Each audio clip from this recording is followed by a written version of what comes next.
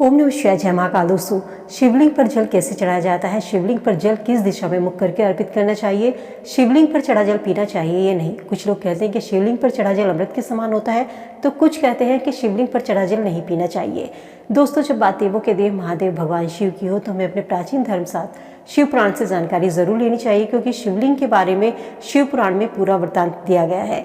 सोमवार का दिन भगवान शिव को समर्पित होता है। कहते हैं भगवान शिव मात्र एक लोटा जल से और बेलपत्र से प्रसन्न होने वाले भगवान है। शिवलिंग की विधि विधान से पूजा करने से देवों के देव महादेव की कृपा बरसती है। माना जाता है शिवलिंग की पूजा करने से साधक की सभी मनोकामनाएं पल झपकते ही पूरी हो जाती है। लेकिन शिवलिंग की पूजा का भी एक नियम होता है। चलिए जानते हैं कि शिवलिंग की पूजा विधि या शिवलिंग पर जल अर्पित करने का क्या नियम है और जल चढ़ा हुआ पीना चाहिए या नहीं पीना चाहिए। दोस्तों, सबसे पहले हम बात करते हैं कि शिवलिंग पर जल कैसे अर्पित करना चाहिए। शिवलिंग पर जब आप जल अर्पित करते हैं तो सबसे पहले व्यक्ति का तन और मन दोनों साफ होने चाहिए। शिवलिंग की पूजा में कभी भी काले रंग के कपड़े नहीं पहनने चाहिए। साथ ही भगवान शिव की पूजा करना बहुत ही सरल होता है और शीघ्र फलदायी मानी जाती है, क्योंकि भगवान शिव मात्र एक लोटा जल से और एक बेलपत्र से प्रसन्न होने वाले भगवान है। माना जाता है भगवान शिव को गंगा जल सबसे अधिक प्रिय है, जिसे चढ़ाने से व्यक्ति की सभी मनोकामनाएं पूरी होती है और भगवान शिव का आशीर्वाद प्राप्त होता है। जब भी आप शिवलिंग पर जल अर्पित करें तो ध्यान रखें कि तांबे के लोटे से ही शिवलिंग पर जल अर्पित करें। भूल कर भी ये जल आपको प्लास्टिक के बर्तन से अर्पित नहीं करना है। शिवलिंग की पूजा करनी है तो तांबे के लोटे में जल लेकर सबसे पहले जहाँ से जल निकलता है, जलहरी जिसे हम बोलते हैं, इसके दाईं ओर शिवलिंग पर जल अर्पित करना चाहिए, जिसको भगवान गणेश का स्थान माना जाता है। इसके बाद जहाँ से जल निकलता है उसका जो बायां स्थान होता है वहाँ पर जल अर्पित करना चाहिए, जिसे कार्तिकेय का स्थान माना जाता है। इसके बीच जलहरी के बीचों बीच, जिसे अशोक सुंदरी का स्थान माना जाता है, वहाँ पर जल अर्पित किया जाता है।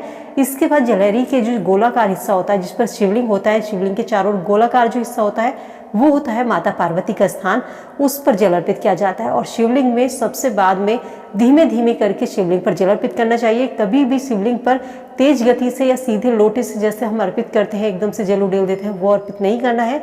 पतली पतली धार बनाकर शिवलिंग पर जल अर्पित करना चाहिए। इसके बाद में जो मंदिरों में अक्सर जलहरी शिवलिंग के ऊपर एक देखा होगा तांबे की जलहरी टंगी होती है, जिससे बूंद बूंद करके जल टपकता है। इसके बाद में आपको जल वहां पर अर्पित करना है। माना जाता है शिवलिंग पर कभी भी खड़े होकर जल अर्पित ना करें, चाहे कितना भी बड़ा शिवलिंग क्यों ना हो। शिवलिंग पर हमेशा बैठकर धीमे धीमे गति से शिवलिंग पर जल चढ़ाना शुभ माना जाता है। भगवान शिव को कभी भी तेज धार से जल अर्पित ना करें। हिंदू मान्यताओं के अनुसार कि शिवलिंग में जो जलहरी होती है उस पर कभी भी पूजा का सामान भूलकर भी ना रखें। ऐसा करने से आप पाप के भागीदार बन सकते हैं। और ना ही कभी शिवलिंग की पूरी परिक्रमा करनी चाहिए। शिवलिंग की हमेशा आधी परिक्रमा की जाती है ताकि हम उस जलहरी को ना लांघ पाए। माना जाता है शिवलिंग पर कभी भी पूर्व दिशा की ओर या दक्षिण दिशा की ओर मुख करके जल अर्पित नहीं किया जाता, क्योंकि पूर्व दिशा जो होती है भगवान शिव का प्रवेश द्वार होती है। शिवलिंग पर जब भी जल अर्पित करें उत्तर दिशा की ओर मुख करके ही शिवलिंग पर जल अर्पित करना चाहिए। शिवलिंग पर जब भी जल अर्पित करें तो जल हमेशा अपने घर से लेकर जाना चाहिए, क्योंकि जब दुख आपके घर के हैं तो आप मंदिर से लेकर जल शिवलिंग पर क्यों अर्पित करते हैं। आपको अपने दुख दूर करने हैं, अपने कष्टों को दूर करना है, भगवान शिव से आपको प्रार्थना करनी है, तो जल हमेशा आपके घर का होना चाहिए। मंदिर से लेकर के जल अर्पित भूल कर भी ना करें।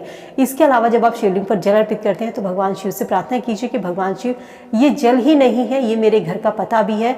जब आप भ्रमण करने के लिए निकलो तब मेरे इस पते पर भी आना और मेरे दुखों को दूर करना।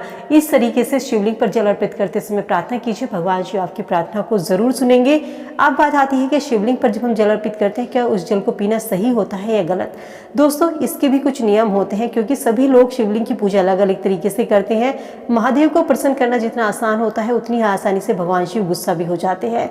भगवान शिव को जलधारा सबसे अधिक प्रिय है, तो जल चढ़ाते समय एक तो आपको दिशा का ध्यान रखना है और साथ ही इस चीज का ध्यान रखना है कि शिवलिंग पर जब भी जल अर्पित करें तो सबसे पहले जल जो आपको है भगवान गणेश को, कार्तिकेय को, फिर अशोक सुंदरी, इसके बाद माता पार्वती और फिर शिवलिंग पर जल अर्पित करना है। और शिवलिंग पर जब भी आप जल अर्पित करते हैं तो इस जल को पीना बहुत ही शुभ माना जाता है। ये जल कभी भी ध्यान रखें कि चरणों में नहीं गिरना चाहिए। शिव पुराण की विद्येश्वर संहिता के 22वें अध्याय के 18वें श्लोक में ये बात का प्रमाण मिलता है कि इसमें बताया गया है कि शिवलिंग पर चढ़ा जल जो होता है वो पीने के योग्य होता है, अमृत के समान होता है। शिवलिंग पर अर्पित जल को आप 3 बार करके हाथ में लेकर के भर करके थोड़ा थोड़ा करके पी सकते हैं। शिवलिंग पर जल चढ़ाने से आपको बहुत ही आपके जो शरीर के रोग हैं वो दूर होते हैं। कहते हैं शिवलिंग पर जल अर्पित करना बहुत ही फायदेमंद माना जाता है। जिस किसी की कुंडली में अशुभ ग्रह का प्रभाव होता है तो वो दूर होते हैं। साथ ही इस प्रभाव को दूर करने के लिए शिवलिंग पर रोजाना आपको जल अर्पित करना चाहिए। यदि आपके घर में पारद का शिवलिंग है या मंदिरों में पारद का शिवलिंग है तो उसकी पूजा करना रोज और रोजाना शिवलिंग पर जल अर्पित करने से व्यक्ति की धन संपदा की प्राप्ति होती है। यदि आप काफी गरीब हैं, आर्थिक तंगी का आपको सामना करना पड़ता है, आपका बिजनेस से बिजनेस नहीं चल पाता या आपको नुकसान होता है तो आप पारद से बने शिवलिंग की पूजा करें और उस पर जल अर्पित करें। दोस्तों, शिवलिंग पर चढ़ाया जल अमृत के समान माना जाता है और जब आप इसे पीते हैं तो इसको पीने से मनुष्य के कई रोग दूर होते हैं। साथ ही ध्यान रखें, जब आप शिवलिंग पर जल चढ़ाते हैं और आप इस जल को पीते हैं तो उस समय ये जल आपके पैरों पर नहीं गिरना चाहिए। और जब आप शिवलिंग पर जल चढ़ाएं और यह जल को पिएं उस समय आपको हाथ जो है शिवलिंग पर नहीं होना चाहिए, मतलब शिवलिंग को स्पर्श करते हुए जल को नहीं पीना है, वरना आपको जल चढ़ाए जल पीने का पुण्य नहीं मिलता है। शिवलिंग की पूजा विधि विधान से करें। जल अर्पित करते समय इन बातों का जरूर ध्यान रखें। तो दोस्तों, उम्मीद करती हूँ वीडियो में दी गई जानकारी आप सबके लिए यूजफुल होगी। वीडियो से आप जरूर उठाएंगे। अगर आपकी कोई भी क्वेरी है, कोई भी क्वेश्चन है तो कमेंट सेक्शन में कमेंट करके मुझसे पूछ सकते हैं। भगवान शिव के भक्त हैं तो कमेंट सेक्शन में हर हर महादेव जरूर लिखते चलिए। मिलते हैं नई वीडियो में नई जानकारी के साथ। स्वस्थ रहिए, खुश रहिए।